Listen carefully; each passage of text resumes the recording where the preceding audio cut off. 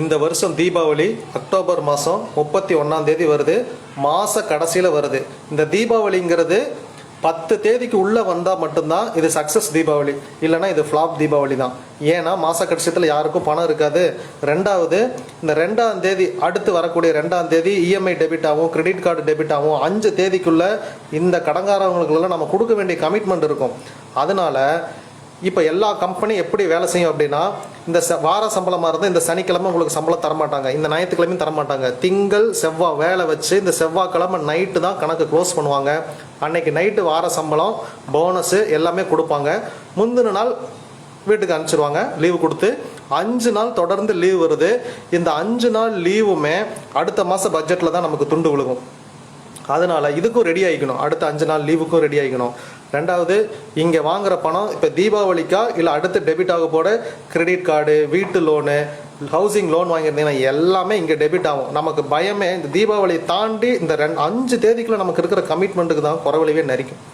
இதை ஏன் ஒரு வீடியோவை போட்டிருக்கேன் சார், இதுக்கும் ஜாதகத்துக்கு என்ன சம்மந்தம்? வெறும் ஜாதகத்தை மட்டும் சொல்லி கொடுத்து நீங்கள் ஏன் ஜாதகம் பார்க்க வரீங்கன்னா, உங்களுக்கு ஒரு பிரச்சனையில் இருக்க போய் தான் ஜாதகம் பார்க்க வரீங்க. நான் என்ன சொல்கிறேன்னா, அந்த பிரச்சனையிலே நீங்கள் தப்பிச்சுக்கிறதுக்கு இப்போ ஒரு வழி சொல்கிறேன். நான் ஒரு சின்ன எழுதி போட்டிருக்கேன் பாருங்க. மினிமம்ங்க, எல்லாரும் லட்சக்கணக்கில் சம்பாதிக்கிறலாம் ஒன்றும் பெருசாக வேண்டாம். மினிமம் பட்ஜெட்டு ஒரு 30,000 டு 40,000 சேலரி வாங்குகிறோம் போட்டிங்கனாலே ட்ரெஸ்ஸுக்குன்னு 5,000 வேணும். ஏன்னா ஹஸ்பண்ட் ஒய்ஃபு 2 குழந்தைங்க, 1000 ரூபாய்க்குலாம் யாருக்கும் ட்ரெஸ் எடுக்க முடியாது. மினிமம் அப்படி எடுத்தாலே 5,000 தேவைப்படும். இதை 2ஆக பிரிச்சுக்கோங்க. இந்த மாதம் ஒருத்தங்களுக்கு 2 பேருக்கு ட்ரெஸ் எடுங்க, அடுத்த மாதம் 2 பேருக்கு ட்ரெஸ் எடுங்க. இந்த பட்டாசை இப்போயே ஆர்டர் போட்டுருங்க. இப்போயே ஆர்டர் போட்டிங்கன்னா விலை கம்மி, அப்போ ஆர்டர் போட்டிங்க அப்படின்னா ரேட் ஜாஸ்தி. ரெண்டாவது, அந்த பார்சலுமே கூட சிவகாசிலேருந்து நம்ம வீட்டுக்கு வருது இல்லையா, இப்போ எம்எஸ்எஸ்ல பார்சல் புக் பண்ணிங்கன்னா 250 ரூபா. தீபாவளி அன்னைக்கு இதே பார்சல் 650 ரூபா. இந்த ட்ரெஸ்ஸுன்னு போட்டிருக்க பார்த்தீங்களா, இந்த ட்ரெஸ்ஸு நீங்கள் உங்கள் எல்லாருக்குமே தெரிஞ்சது தான். இன்றைக்கி போய் துணி கடையில் எடுத்து பார்த்தீங்கன்னா ஆடி தள்ளுபடியில் எடுத்துக்கலாம், 450 ரூபான்னு ஸ்டிக்கர் ஒட்டியிருப்பான். தீபாவளிக்கு முந்தின வாரம் போனீங்க அப்படின்னா அந்த 450 ரூபா ஸ்டிக்கர் மேலேயே 650 ரூபான்னு ஸ்டிக்கர் ஒட்டியிருப்பான். அப்போ இன்னும் ஒரு மடங்கு 50% எக்ஸ்ட்ரா கொடுத்து அதே ட்ரெஸ்ஸை வாங்குறீங்க. 1000 ரூபா ட்ரெஸ்ஸு 1500 ரூபா, 2000 ரூபான்னு ஸ்டிக்கர் ஓட்டினாங்களோ, என்ன ஸ்டிக்கர் ஓட்டுறானோ அந்த வேலையை நீங்கள் கொடுக்க தான் போகிறீங்க. அப்போ இப்போ இது எல்லாமே பர்ச்சேஸ் பண்ணிட்டீங்கன்னா உங்களுக்கு 15,000 முடிஞ்சிடும். தீபாவளிக்கு முந்தின நாள் போய் இதெல்லாம் பண்ணினீங்க அப்படின்னா 30,000 ரூபா ஆயிடும். உண்மைங்க, அன்னைக்கு உங்களுக்கு குவாலிட்டியும் கிடைக்காது. இந்த பட்டாசுமே ஆர்டர் பண்ணுறோம் இல்லையா, இன்றைக்கி ஆர்டர் பண்ணிங்கன்னா உங்களுக்கு என்ன லிஸ்ட்டு இருக்கோ அந்த லிஸ்ட்டில் இருக்கிற பட்டாசு அவங்க கிட்ட ஸ்டாக் இருக்கும், அதை உங்களுக்கு அனுப்பிச்சிடுவாங்க. தீபாவளிக்கு முந்தின நாள் போனீங்களா, நீ நல்ல புரசுன்னு எழுதியிருப்பேன், ஓகேயா, பூச்செட்டின்னு எழுதியிருப்பேன். அந்த பூச்செட்டி இல்லை, அவனுக்கு வேறு ஒன்று இருக்கும், அதை தூக்கி போட்டு பெட்டி க்ளோஸ் பண்ணி அனுப்பிச்சி விட்ருவான். நீ ஆர்டர் பண்ணது வருவீங்கன்னு சொல்லிட்டு தீபாவளிக்கு வந்து அழுதுட்டு இருப்போம். ஸோ இந்த மாதிரி ப்ராக்டிக்கலாக நடக்கும். இது எல்லாமே புரிஞ்சுக்கோங்க. வெறும் ஜோதிடத்தை மட்டும் கற்றுக்கிட்டு ஒன்றும் பண்ண முடியாதுங்க. திட்டமிட்டுதல் வாழ்க்கையில் ரொம்ப முக்கியம். ரெண்டாவது, இங்கே பாருங்கள், நான் 3 உண்டியல் வச்சுருக்கேன் பாருங்கள், 1 2 3. இந்த ஒவ்வொரு உண்டியலுமே ஒவ்வொரு ஃபங்க்ஷனுக்குமே, ஆக்சுவலாக அந்த பெரிய உண்டியல் வந்து தீபாவளிக்கு நான் சேர்த்திட்டு இருக்கேன். இது இல்லாமல் நான் பலகார சீட்டு போட்டுட்டு தான் இருக்கேன். நீங்களுமே பலகார சீட்டு போட்டுக்கோங்க. இங்கே எழுதியிருப்பேன், தீபாவளி சீட்டு போடுங்கள், ஓகேங்களா. ஆடி தள்ளுபடியில் ட்ரெஸ் வாங்குங்க. என்றைக்குமே இந்த தீபாவளி ட்ரெஸ் எடுக்கிறதுங்கிறது ஆடிக்கு கொண்டு வந்துருங்க. ஆடி மாதம் தள்ளுபடியில் இந்த ட்ரெஸ் எடுத்துருங்க. சார் தீபாவளி கலெக்ஷன் இருக்காது, நம்ம தகுதி அப்படி இல்லைங்க, அதெல்லாம் பணக்காரங்க எடுத்துகிட்டு போகிறாங்க. நமக்கு தேவை ஏதாவது ஒரு ட்ரெஸ், அதுக்கு ஏதாவது ஒரு காசு. பணம் இருக்கிறவன் எப்படி வேணாலும் வச்சுக்கிட்டோம், அவன்கிட்ட எப்பவுமே பணம் இருக்கும். அவன் தீபாவளிக்கு முந்தின நாள் கூட நல்லதை எடுப்பான். நம்ம அப்படியா? அப்படி இல்லை. அதனால ஆடி தள்ளுபடியிலே ட்ரெஸ் எடுத்துருங்க. இப்பயே பட்டாசை வாங்கிருங்க. 2 குழந்தைகளுக்கு இப்பயே ட்ரெஸ் எடுத்துருங்க. ஏன்னா இன்னும் 2 மாதம் தான் இருக்குது. அக்டோபர்னா இப்போ ஆகஸ்ட் நடக்குதா, செப்டம்பரில் ஒரு சம்பளம் வாங்குவீங்க, இந்த 5 தேதிக்குள்ளே ஒரு சம்பளம் வாங்குவீங்க. 2 சம்பளத்தில் இந்த 15,000 டேலி பண்ணணும். நான் என்ன போட்டிருக்கேன்னா, ட்ரெஸ்ஸுக்கு 5,000 போட்டிருங்க, ஸ்வீட் 1000, பட்டாசுக்கு 2,000 போட்டிருங்க, தீபாவளி அன்னைக்கு சாப்பாட்டுக்கு 2,000 ரூபா போட்டுங்க, எங்கேயாவது வெளியே போனீங்கன்னா டூர் 1000, குலதெய்வ கோயிலுக்கு 1000, இது இல்லாமல் அதர் எக்ஸ்பென்சஸ் 2,000 ரூபா போட்டிருக்கு. இது மொத்தம் 14,000. இது கூட ஒரு 1000 ரூபா வந்து புண்ணிய காரியத்துக்குன்னு செலவு பண்ணுங்கள். கோயிலுக்கோ தான தர்மங்களோ படிப்புக்கோ ஏதாவது ஒன்று கம்பல்சரி இந்த 1000 ரூபா செலவு பண்ணுங்கள். இந்த தீபாவளி வந்து அமாவாசையில் வரங்காட்டி, எல்லாமே அமாவாசையில் தான் வரும், அமாவாசையில் வரங்காட்டி தான தர்மம் பண்ணிங்கன்னா உங்களுக்கு கிரெடிட்ஸ் வந்து அதிக அளவில் உங்களுக்கு நன்மையாக வந்து சேரும், ஓகேவா. ரெண்டாவது, உங்கள் போனஸை கரெக்டாக யூட்டிலைஸ் பண்ணுங்கள். வீட்டுக்கு தேவையான ஏதாவது பொருள் வாங்கி வைங்க, இல்லைன்னா உங்கள் கடன் அடைங்க. இந்த இஎம்ஐக்கு தயார் ஆகிக்கோங்க, ஓகேங்களா. புரிஞ்சுதா? என்றைக்குமே முன்னாடியே பிளான் பண்ணணும். இந்த வீடியோவே நான் ஆடி மாதத்துக்கு முன்னாடியே போடணும்னு நினச்சேன், பிஸி ஷெடியூலில் போட முடியல. மந்த் எண்டு தான், ஒன்றுமே பண்ண முடியாது. ஒருத்தர் கமெண்ட் பண்ணியிருக்காரு, மந்த் எண்டில் தான் தீபாவளியே வருது. ஃபஸ்ட் லைன் நீங்கள் இந்த வீடியோ ஆரம்பத்தில் கேட்டீங்கன்னா அப்படி தான் ஆரம்பிச்சிருக்கேன்.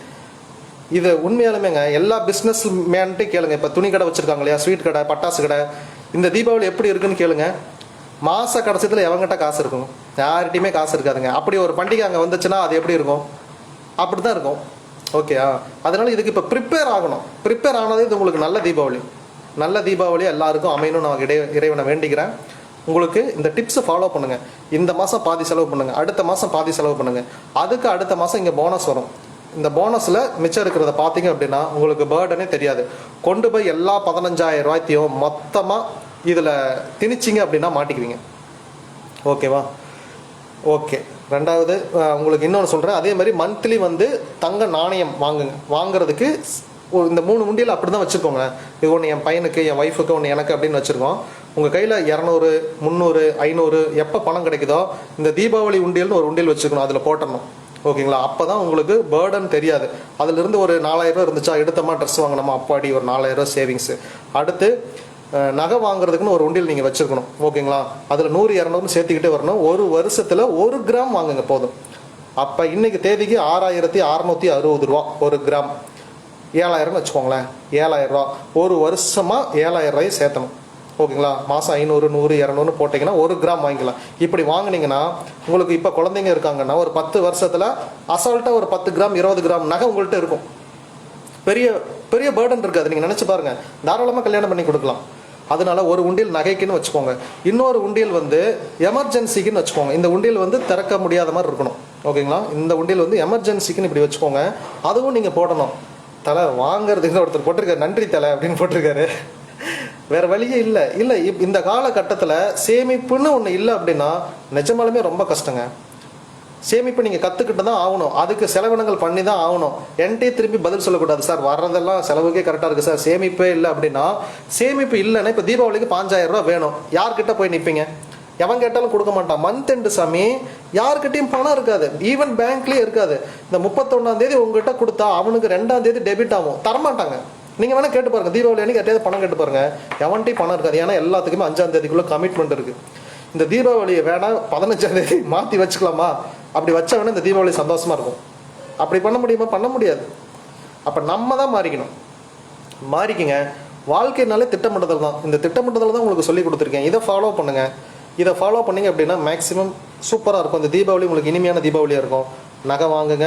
அதுவும் பொம்பளை பிள்ளை வச்சுருக்கீங்கன்னா கம்பல்சரி நீங்கள் ஒரு வருஷத்துக்கு மினிமம் 2 கிராமாவது நகை சேர்த்தணும்.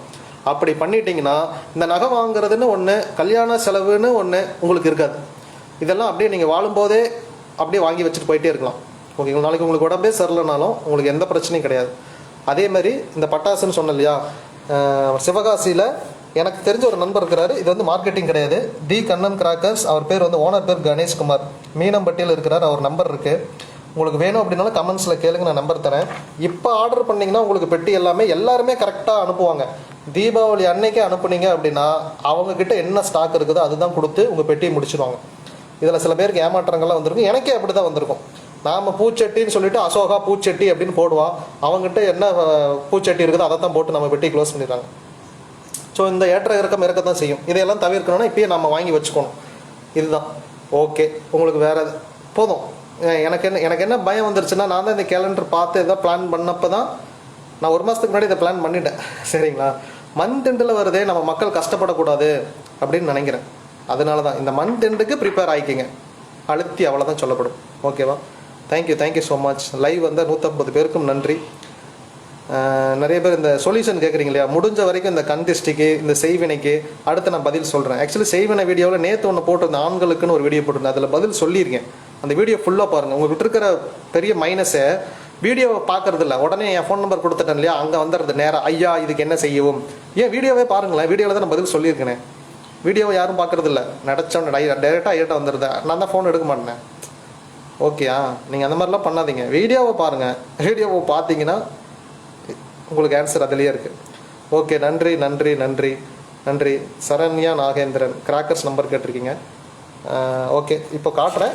But okay, the Kannan crackers, Ganeshkumar owner பேர். இந்த நம்பர் வேணால் நான் உங்களுக்கு கமெண்ட்ஸில் கொடுக்குறேன். ஓகேங்களா? Thank you so much. தேங்க்யூ.